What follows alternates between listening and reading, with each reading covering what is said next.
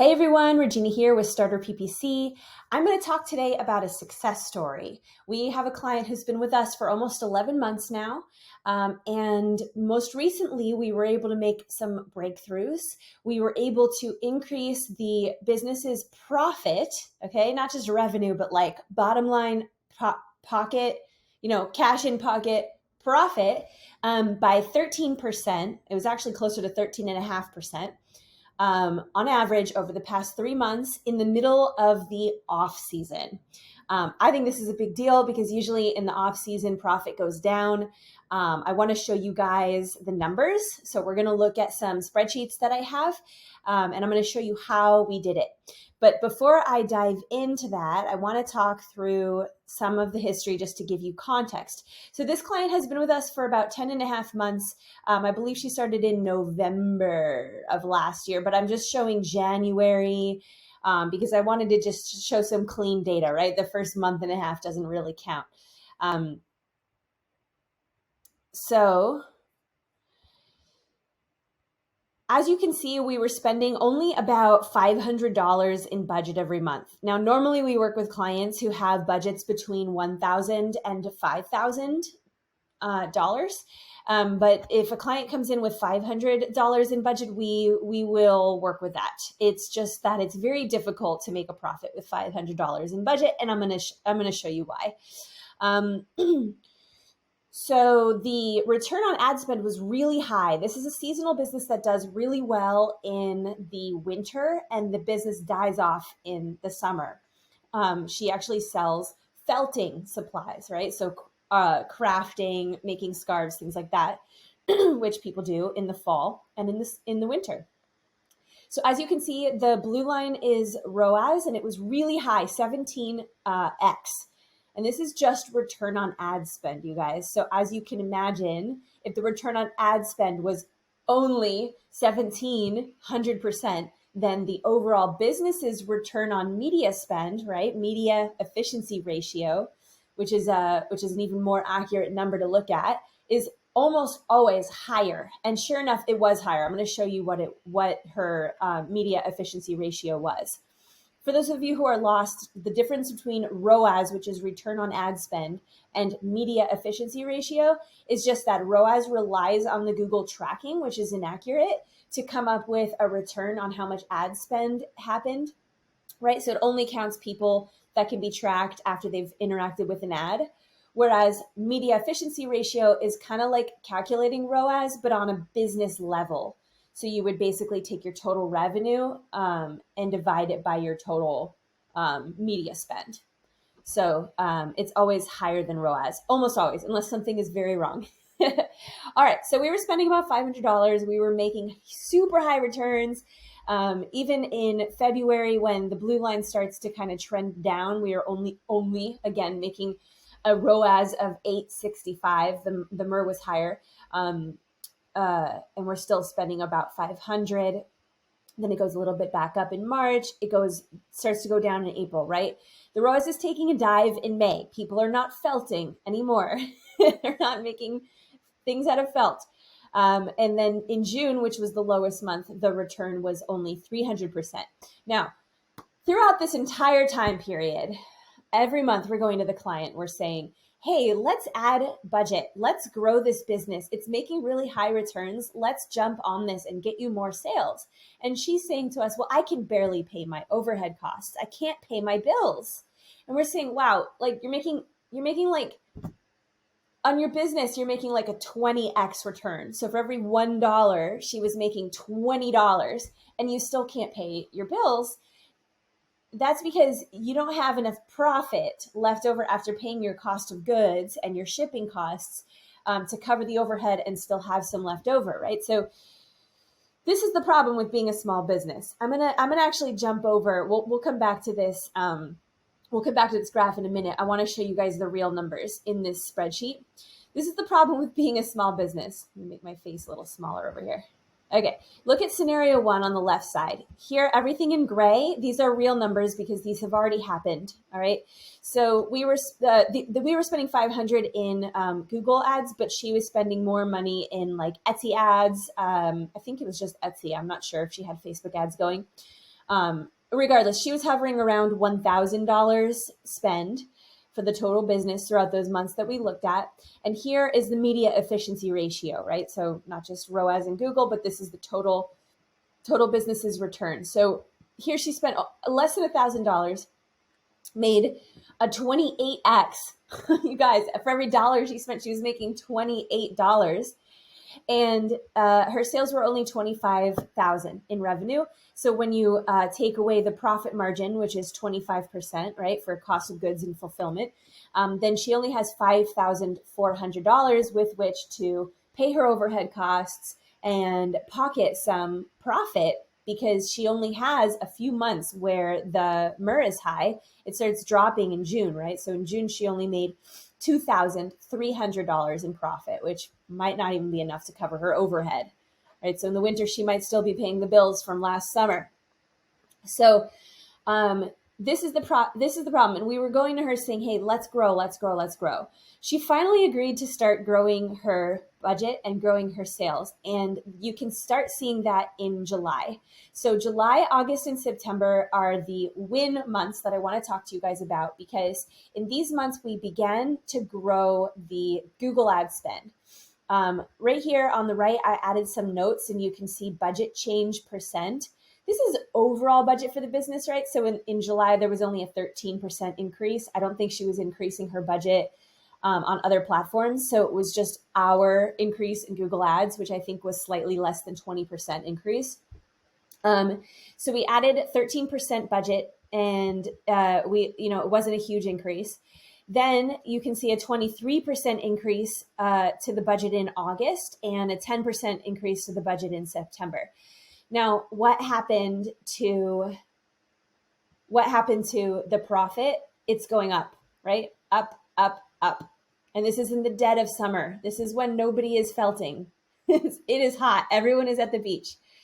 And I have tracked here the profit. So as you can see, profit was just going down for no reason other than the fact that it was spring. Hi there, quick interruption. Do you know the main thing that prevents small business owners from getting their Google Ads account into a position to grow and scale? Budget. A lot of businesses, especially those that are just starting out, have limited budgets. And so because of this, they're turned away by most ad agencies, because most ad agencies have minimum budget thresholds that they're willing to work with.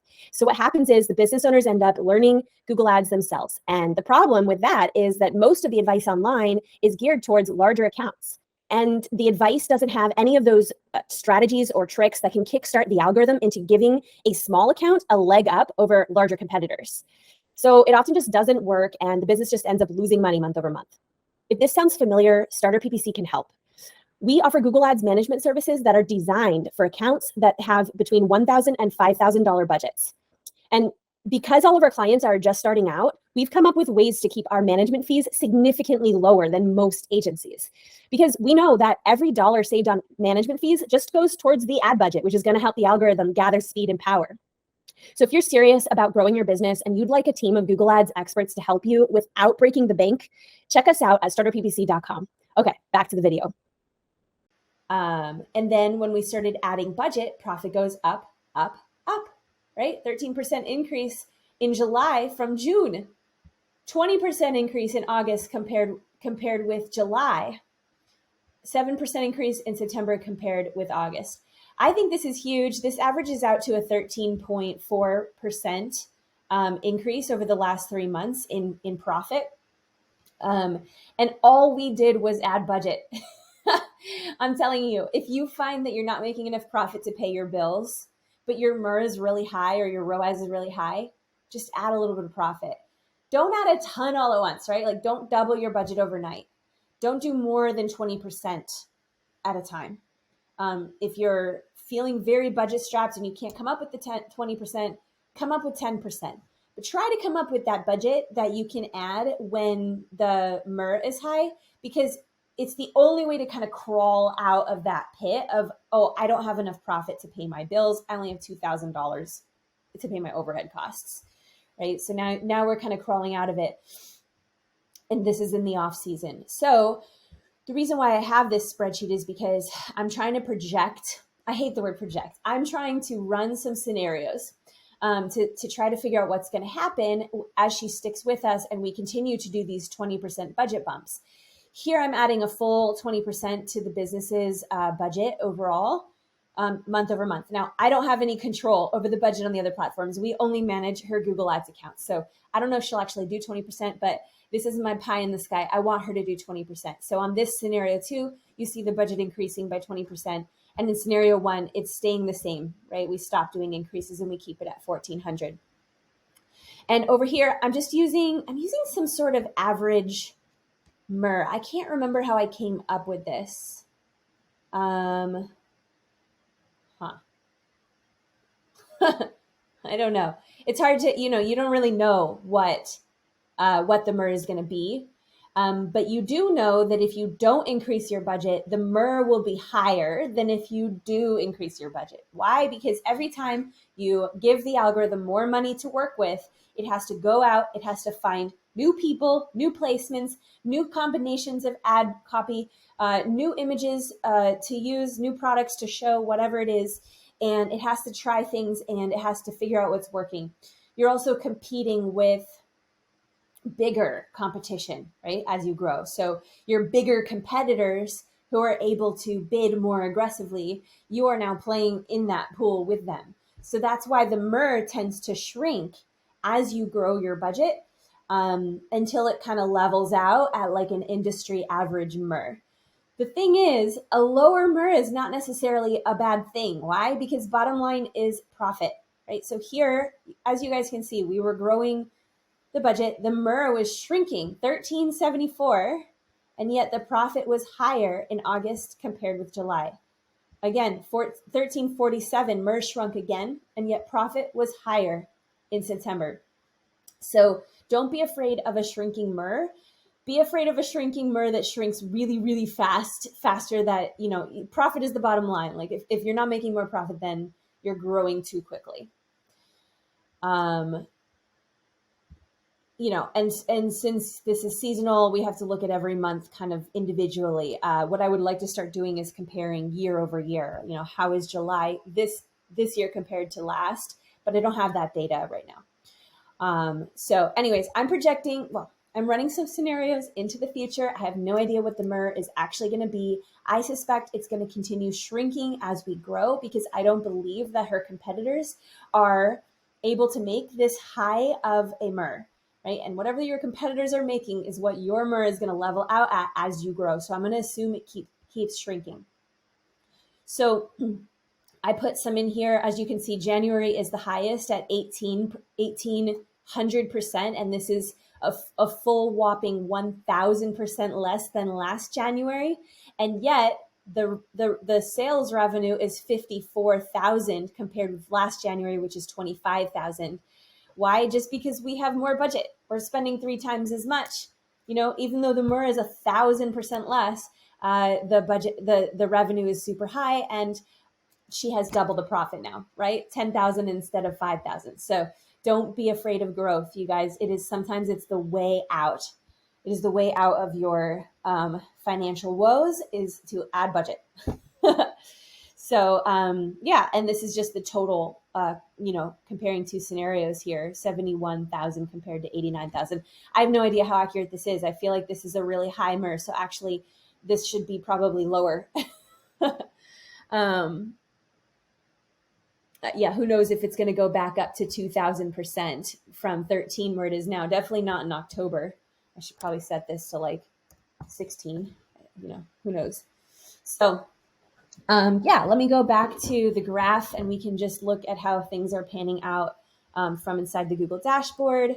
As you can see, the red line, which is cost, begins to grow in July. Actually, July, $600 spent. The blue line is still low because it's the middle of the summer.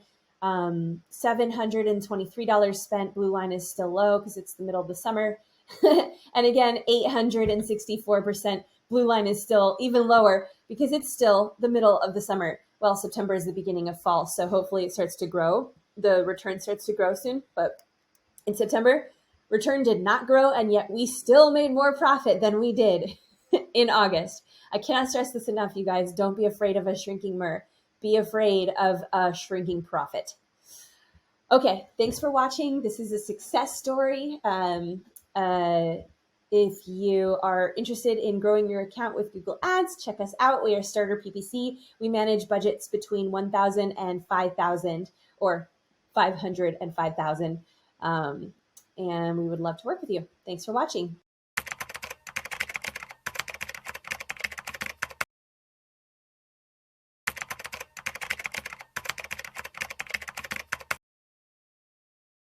Hi everyone, welcome back to another episode of Gads Girls. We are here again with Cindy, back by popular demand. Hello, Cindy. Hi guys, how are you, Leandra? Good. Looking forward to another episode here. So why don't you tell us the topic that we're going to be covering today?